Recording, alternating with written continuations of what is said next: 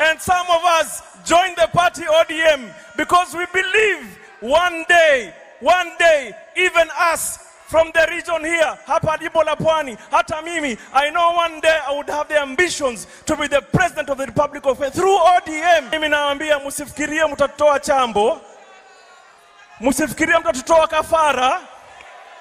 Nawaambia msifikirie mtatoa kafara, msifikirie mtatoa chambo.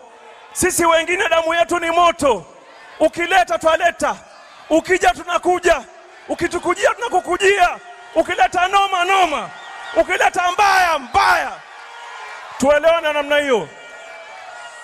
I did not sacrifice my life for nothing to follow the party ODM. Jamani, nataka niwaambie, mimi sijawahi kufuata mtu mwingine, mimi sijawahi kufuata chama chengine.